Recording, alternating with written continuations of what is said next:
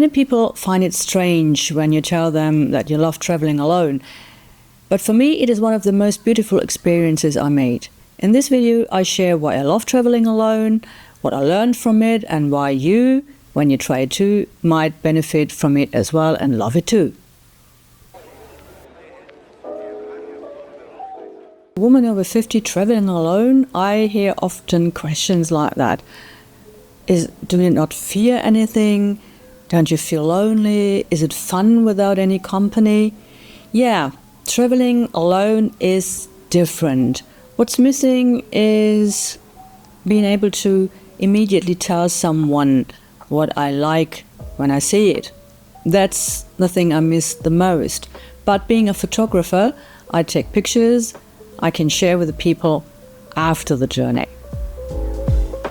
I mainly travel to see new places and do things I cannot do at home, have new inspiration, and of course as a flower photographer enjoy nature, which is almost all the time different from the nature I experience at home.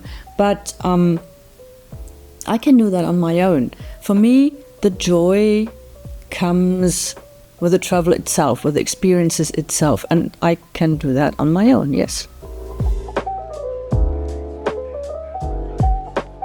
Freedom. Freedom is one of the most important parts of traveling alone. I decide everything on myself.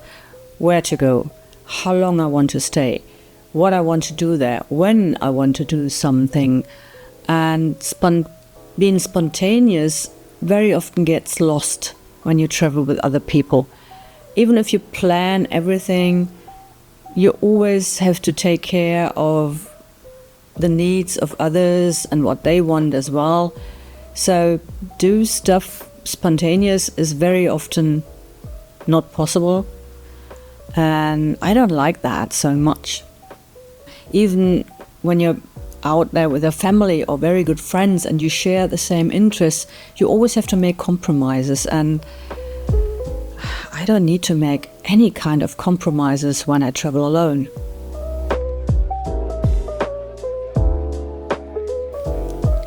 Connection to nature. When I'm on my own, I experience nature quite different. I don't need to talk, I don't need to share something, I don't need to talk about other stuff which has got nothing to do with the scenery I enjoy in that very moment. And it's just me and nature, and that is very, very fulfilling. Confidence. I have to deal with every problem on my own. I have to plan everything on my own.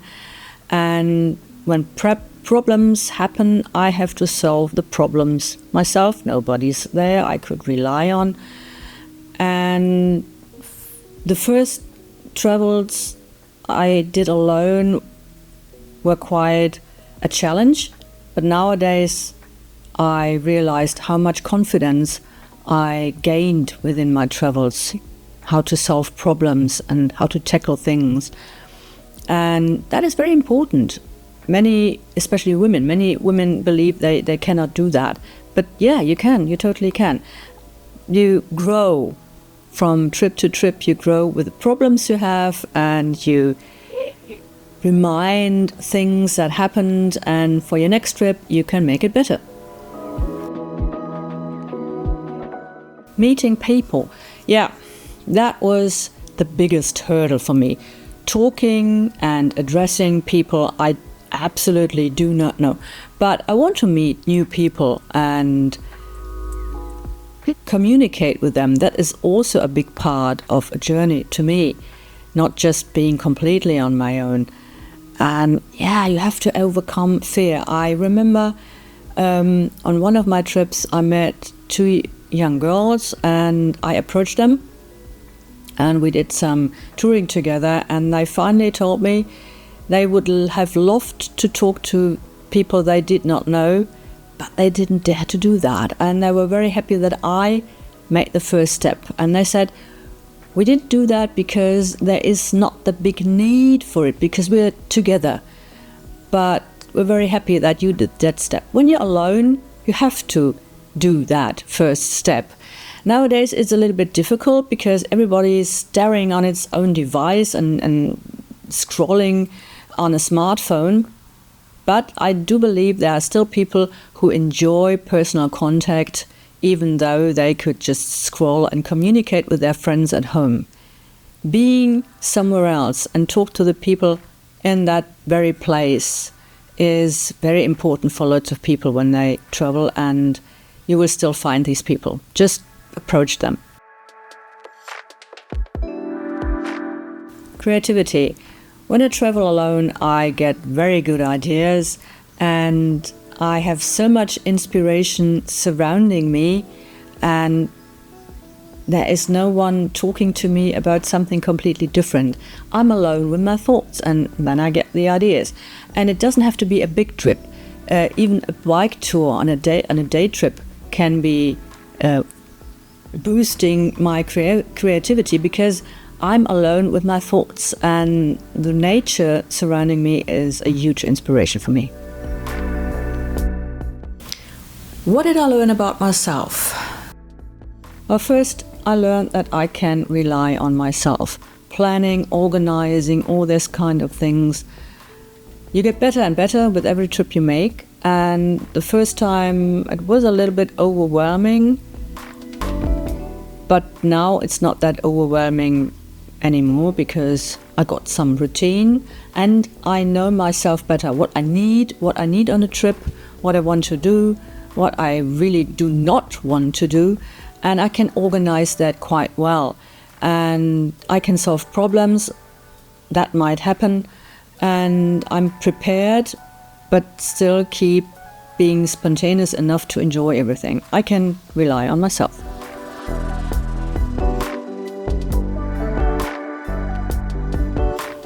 I learned to spend time with myself without distractions and thoughts of others. I can enjoy my own being, just being alone. I can learn to enjoy that, and this is something I learned. Being alone is not necessarily meaning I am lonely.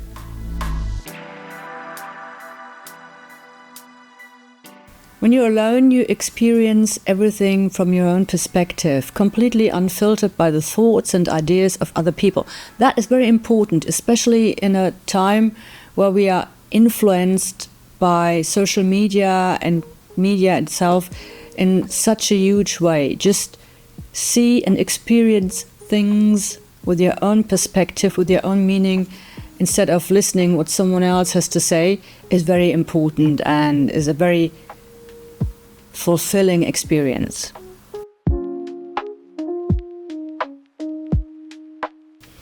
My flexibility got tested. Things that I expected to be in a certain way suddenly changed, and I had to overstep some borders and adapt to new situations. And that was something sometimes very frightening, but also very fulfilling and quite adventurous, and I really love that kind of situations. That doesn't mean that I'm a fan of surprises. I'm not, but I can adapt quite well, and my flexibility has grown.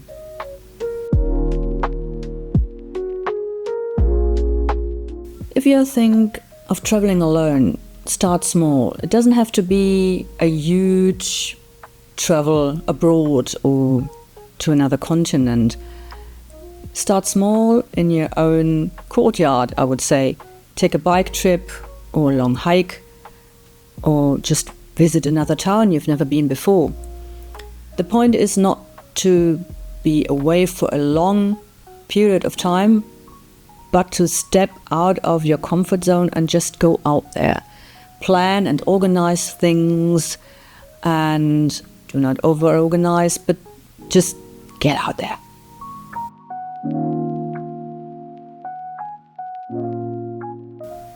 Try different ways of traveling. Many people just rely on their cars. Others think traveling means I have to take an airplane to get somewhere. No, you don't have to. You can take the bus. You can take a bike. You can take many devices, one after another. You can take a ship, you can just walk. It doesn't matter. When you take a new device to get from A to B, you gain a new perspective. That is especially important when you go to places familiar to you and you want to experience these places on a new base. When you, for example, take a bike and drive around in your area, you will notice things are different because just the perspective is different. There are some places you can only get with a certain device. For instance, in my country, there are roads you can only take by car when you live there. Other people who don't live in that road, in that area, are not allowed to take the road by their own car. But that is not a problem when I take a bike. So I took roads, traveled roads I've never seen before. And especially bike lanes are so beautiful to travel and lead you to a very beautiful place near a river, to a castle, wherever, when you can't take a car to that place. If planning feels overwhelming, you can take an organized group trip. The amount of freedom might be a little bit smaller, but you do not have the stress of planning everything, because in group trips, most of the tours and what you do is already planned. And you meet new people you have never known before. It's still different from traveling with your friends or family, but addressing them, approaching them is as well easier than if you would travel completely on your own.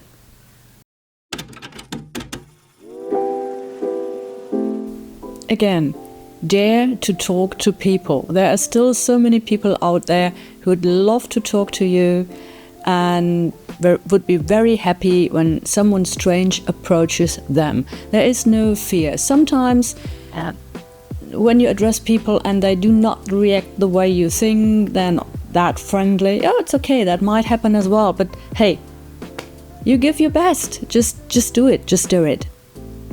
I'd love to know, have you traveled alone or are you frightened to do that? Where would you like to go, or where have you traveled to? Please write it down in the comments below. I'd like if you share your experiences with us. And if you like this video, please give me a like and take a closer look on my other videos. For now, I say bye-bye. See you next time.